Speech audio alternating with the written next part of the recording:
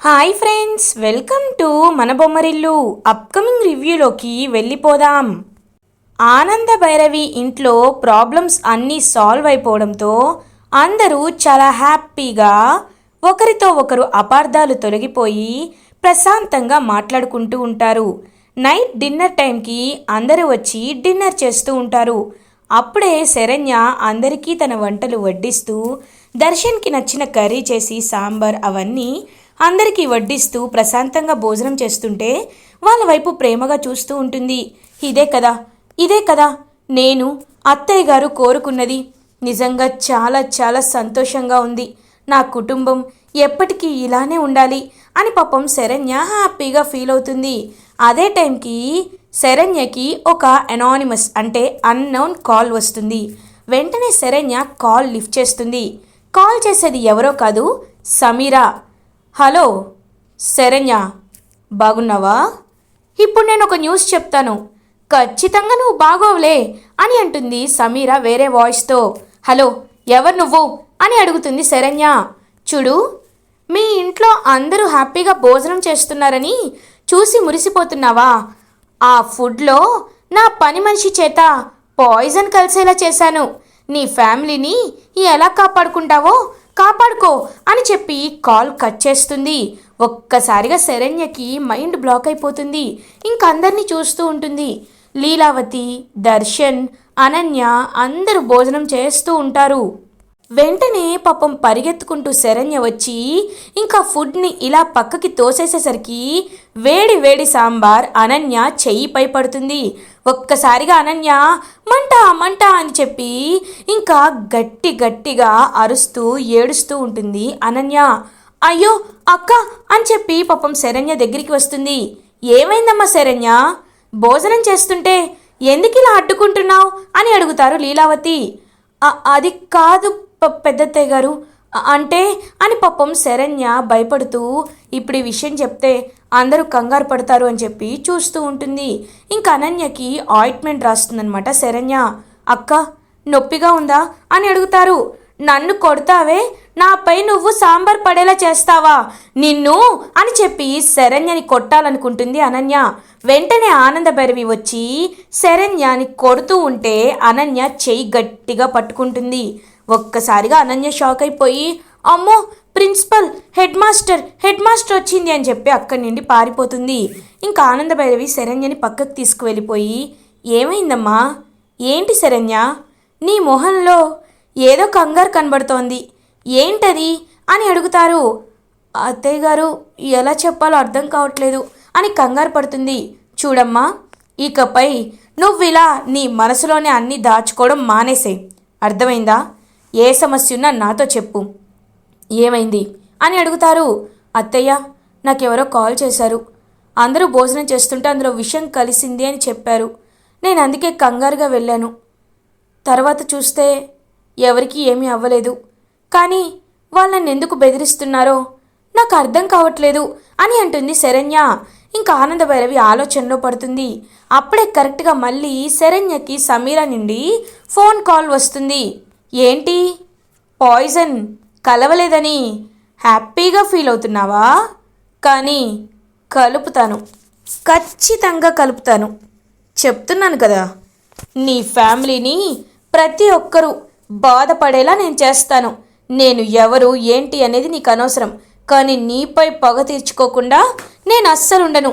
క్షణక్షణం భయంతో చావు అని చెప్పి కాల్ కట్ చేస్తుంది. ఇంకదంతా విని ఏమీ అర్థం కాదనమాట ఆనంద భైరవికి, శరణ్యకి. ఇంకా ఆనంద భైరవి గారు ఆలోచించుకుంటారు. చూడమ్మ శరణ్య, ఈ సమస్య నాది. నా కుటుంబం జోలికి వచ్చిందంటే తను ఎక్కడున్నా భూమిలో దాక్కున్నా వెతికి బయటికి తీసుకొచ్చి బుద్ధి చెప్తాను. కాబట్టి నువ్వేమీ కంగారు పడద్దు. ఈ విషయంలో అసలు నువ్వు ఎక్కువ స్ట్రెస్ తీసుకోవద్దు. నేనున్నాను కదా, నేను చూసుకుంటాను. నువ్వు వెళ్ళమ్మా, వెళ్ళి భోజనం చేయని చెప్పి అలా ఇంకా శరణ్యని పంపించేస్తారు ఆనంద భైరవి. ఇది ఇలా ఉండగా మార్నింగ్ అవుతుంది. ఆనంద భైరవి పోలీస్ స్టేషన్కి బయలుదేరుతారు. పోలీసులు ప్రకాష్ని బాగా కొడుతూ ఉంటారు. ఆనంద భైరవి ఇన్స్పెక్టర్ దగ్గరికి వచ్చి, ఇన్స్పెక్టర్, ఇన్ఫర్మేషన్ తెలుసుకున్నారా అని అడుగుతారు. లేదు మేడం, వాడి గురించి వాడు ఏ విషయం చెప్పట్లేదు. బట్ వాడు డీటెయిల్స్ అండ్ వాడు ఎక్కడి నుండి వచ్చాడు, వీడి పేరేంటి, వీళ్ళ అమ్మా నాన్న ఎవరు, వీరి ఫ్యామిలీ డీటెయిల్స్ ఏంటి అనేది తెలుసుకున్నాం మేడం. ఇదిగోండి వీడి ఆధార్ కార్డ్ బట్టి వీడి డీటెయిల్స్ అని చెప్పి ఇన్స్పెక్టర్ ఆనంద భైరవికి డీటెయిల్స్ ఇస్తారు. అందులో చాలా క్లియర్గా ఎక్కడైతే హౌస్ నెంబర్ ఉంటుందో అదంతా చూస్తూ ఉంటుంది. ఈ పేరు ఎక్కడో విన్నట్టున్నానే, ఈ సర్నేమ్ అని చెప్పి ఆనంద భైరవి ఆలోచించి వెంటనే కోపంగా ఇంకా ప్రకాష్ దగ్గరికి వస్తుంది. రేయ్, ఎవర్రా నువ్వు? అయినా నువ్వు నా కూతుర్ని బ్లాక్మెయిల్ చేసావు, నా కూతురు జీవితంతో ఆడుకోవాలనుకున్నావు, కానీ నా కొడుకు కోడల జీవితాన్ని ఎందుకు నాశనం చేయాలనుకున్నావు?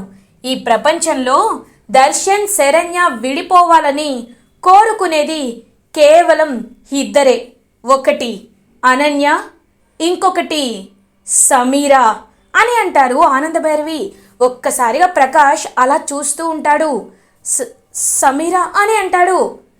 అంటే నీకు సమీరకి ఏదో సంబంధం ఉంది, చెప్పు, సమీరా నీకు ఏమవుతుంది అని గట్టిగా అడుగుతారు.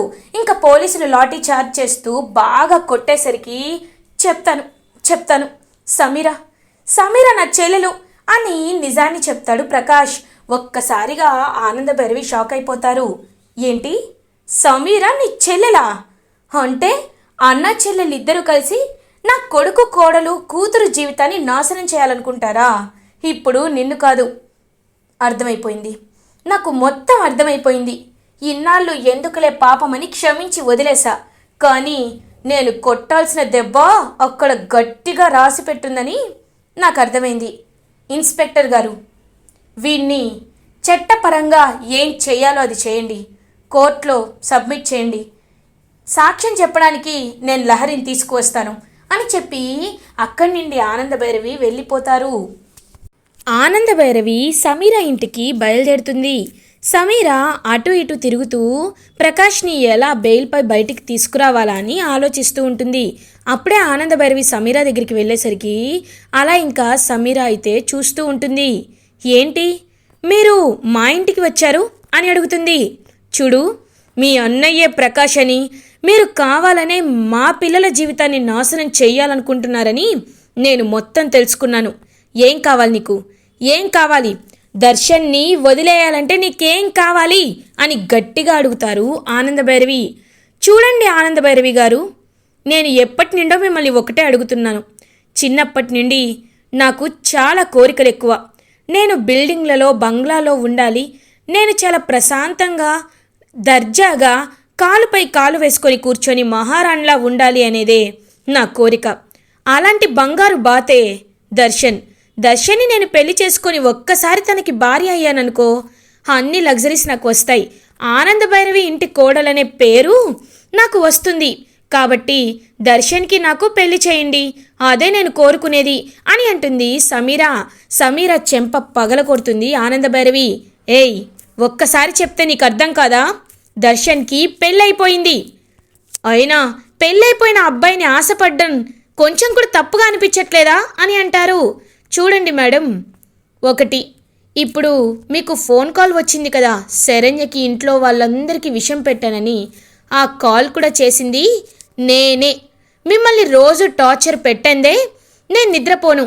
ఈ టార్చర్లన్నీ వద్దు, మా ఫ్యామిలీ అంతా సేఫ్గా ఉండాలంటే నేను చెప్పినట్టు చేయండి.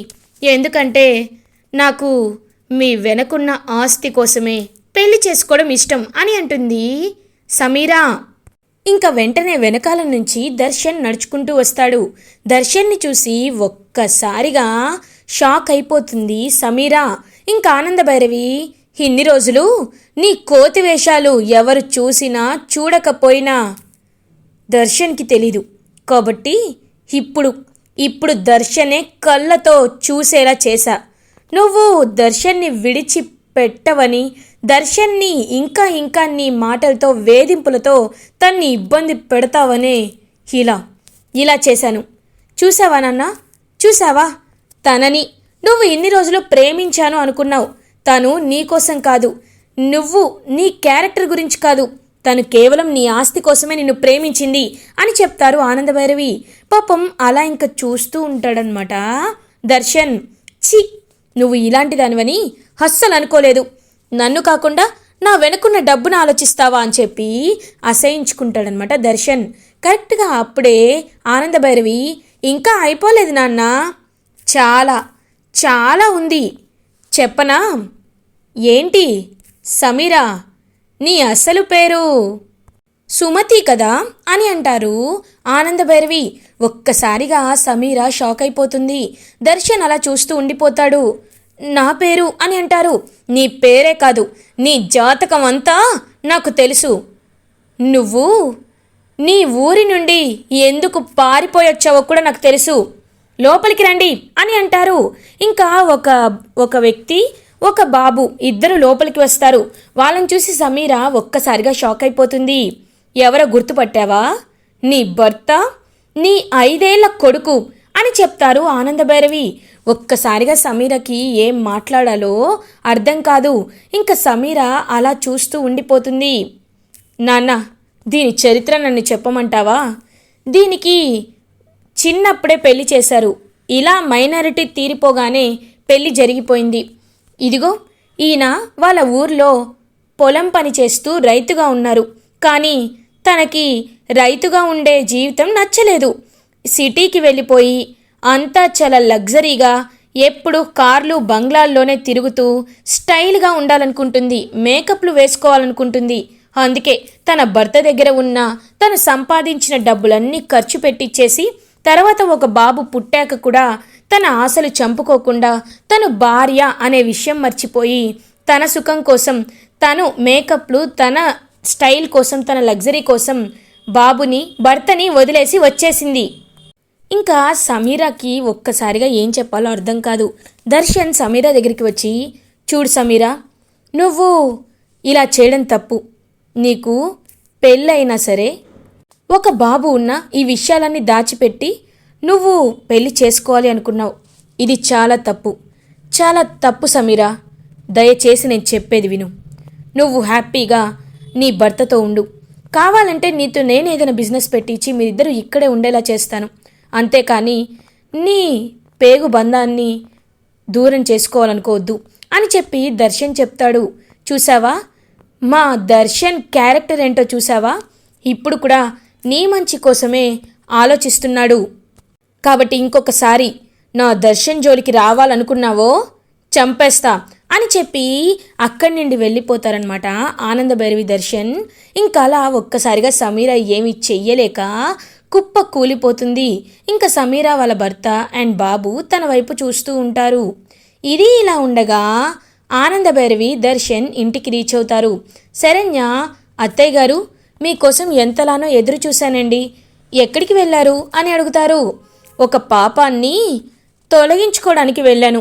మన ఇంటికి పట్టిన 2 గ్రహాలలో ఒక గ్రహానికి పిచ్చెక్కింది, ఇంకొక గ్రహం మన వెంటే తిరుగుతుంది. ఆ గ్రహాన్ని వదిలించుకొని వచ్చాను, అంతేనమ్మా. చూడమ్మా, ఇక నీకు ఎలాంటి ఇబ్బంది ఉండదు. దర్శన్కి నీకు మధ్య ఇన్నాళ్ళు ఒక పానకంలో పుడకలాగా ఆ సమీర ఉంటుందేమో అని అనుకున్నాం. కానీ ఇప్పుడు ఆ సమీర కూడా లేదు. కాబట్టి మీరు ప్రశాంతంగా ఉండొచ్చు అని చెప్పి ఇంకా ఆనందభైరవి అలా శరణ్య దర్శన్ చేతిలో చేయి వేసి చెప్తూ ఉంటుంది. ఇదంతా దూరం నుండి చూస్తున్న అనన్య, అత్తయ్య గారు, అందరూ నాకు పిచ్చెక్కింది అనుకుంటున్నారు, కానీ కాదు, నేను నటిస్తున్నాను. ఎంతైనా నా స్వార్థం నాది కదా, అందుకే ఇలా ఉంటేనైనా నన్ను ఇంట్లో ఉండనిస్తారనే ఇదంతా చేస్తున్నాను. ఒక్కసారి ఇంట్లో నా చేతికి మొత్తం వచ్చాక అప్పుడు నేనంటే ఏంటో చూపిస్తాను. కానీ నేనిప్పుడు ఆ శరణ్యనే లేకుండా చేస్తాను కదా, అది పైకి పోతేనే దర్శన్, మీరు కుప్పకూలి పిచ్చి వాళ్ళైపోతారు. అప్పుడు మిమ్మల్ని చూసి నేను నవ్వుకుంటాను అని అనన్య ఒక ప్లాన్ వేసుకుంటుంది. ఇది ఇలా ఉండగా నైట్ అవుతుంది. శరణ్య బాల్కనీలో అటు ఇటు తిరుగుతూ ఉంటే అప్పుడే అనన్య శరణ్య దగ్గరికి వస్తుంది. ఎవ్వరూ లేని టైం చూసి ఇంకా అలా శరణ్య దగ్గరికి వచ్చి శరణ్యని బాల్కనీ నుండి తోసేద్దామని చేతులు పెట్టి అలా కరెక్ట్గా తోసేయబోతుంటే అనన్య మెడ పట్టుకుంటుంది ఒక చెయ్యి. ఎవరా అని వెనక్కి తిరిగి చూసేసరికి అక్కడ ఆనంద భైరవి. ఒక్కసారిగా స్టన్ అయిపోతుంది అనన్య. ఆనంద భైరవి వెంటనే అనన్య నోటిని గట్టిగా మూసేసి ఇంకా అలా లోపలికి వెంటనే ఈడ్చుకొని వెళ్ళిపోతుందనమాట అనన్యని రూమ్ లాక్ వేసేసి చెంపపై ఒక్కటి కొడుతుంది. ఎవరు మీరు, ఎందుకు కొడుతున్నారు నన్ను అని మళ్ళీ నటిస్తూ ఉంటుంది. ఏయ్ ఆపువే నీ నటన. ఏంటి నువ్వు నటిస్తుంటే నాకు తెలీదనుకుంటున్నావా? నీ నటనని నేను కనిపెట్టలేననుకున్నావా? హాస్పిటల్లో చూసినప్పుడే నువ్వు నటిస్తున్నావని నాకు అర్థమైపోయింది. కానీ ఒక ఆడపిల్ల జీవితాన్ని నాశనం చేయడం ఎందుకని ఒకే ఒక కారణంతో నీ నటన గురించి ఎవ్వరికీ తెలిసేలా చెయ్యట్లేదు. ఇంకా ఇంకా ఇంకా నా కుటుంబాన్ని నాశనం చెయ్యాలి, ఖచ్చితంగా ఏదో ఒకటి చెయ్యాలి అని అనుకున్నావో ఇంకొకసారి శరణ్యని ముట్టుకోవాలని ప్రయత్నించినా, శరణ్యని ఏదైనా ప్రమాదం తలపెట్టాలని ప్రయత్నించినా నీ బండారాన్ని అందరి ముందు బయట పెట్టి నిన్ను మెడ పట్టుకొని బయటికి గెంటేసేలా చేస్తా, జాగ్రత్త అని గట్టిగా వార్నింగ్ ఇచ్చి అక్కడి నుండి వెళ్ళిపోతారు ఆనందభైరవి. ఒక్కసారిగా గజ గజ వణుకుతూ ఉంటుంది అనన్య. ఇంకా ఆనందభైరవి హాల్లోకి వస్తారు. లీలావతితో, అక్క మీతో ఒక ముఖ్యమైన విషయం మాట్లాడాలనుకుంటున్నాను అని అంటారు. ఏంటానందా అని అడుగుతారు లీలావతి. రేపు దర్శన్కి శరణ్యకి సత్యనారాయణ వ్రతం చేయించాలనుకుంటున్నాను. ఎందుకంటే వీళ్ళిద్దరి మధ్యలో ఇప్పుడు అన్ని అపార్థాలు తొలగిపోయాయి, అందరూ ప్రశాంతంగా ఉన్నారు. ఇంకా వీళ్ళ మూడుముళ్ళ బంధం అనేది బలపడడానికి చేయించాలనుకుంటున్నానక్క అని అంటారు ఆనంద. మంచి విషయమే కదా, సరే అన్ని ఏర్పాట్లు చేద్దామని అంటారు లీలావతి ఫ్యామిలీ. ఇంకా అలా ఒక చేత్తో శరణ్యని ఇంకొక చేత్తో దర్శన్ని పట్టుకొని ఇద్దరిని హక్ చేసుకుంటారు ఆనందభైరవి. ఇంకా అలా శరణ్య అండ్ దర్శన్ చాలా హ్యాపీగా ఫీల్ అవుతారు. ఇలా ఎపిసోడ్ ఎండ్ అవుతుంది. ఫర్దర్ ఎపిసోడ్ రివ్యూస్ ముందుగా మీకు కావాలి అనుకుంటే మా ఛానల్ని సబ్స్క్రైబ్ చేసుకోండి. Thanks for watching.